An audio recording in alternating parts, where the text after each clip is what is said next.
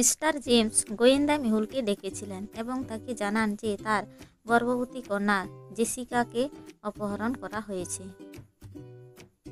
আমি অপহরণকারীদের কাছ থেকে একটি কল পেয়েছি এবং তারা প্রচুর অর্থের দাবি করেছিল। তারা আমাকে জেসিকার ছবি পাঠিয়েছে।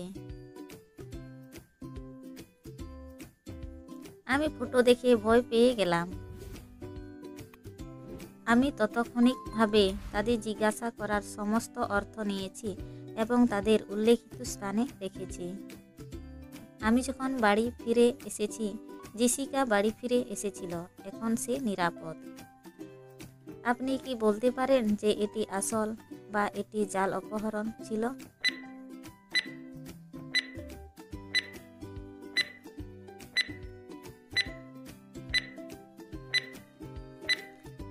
এটি একটি জাল অপহরণ। অপহরণকারীদের দ্বারা পীড়িত ছবিতে জেসিকা গর্ভবতী দেখায় না। এটি একটি পুরনো ছবি ছিল।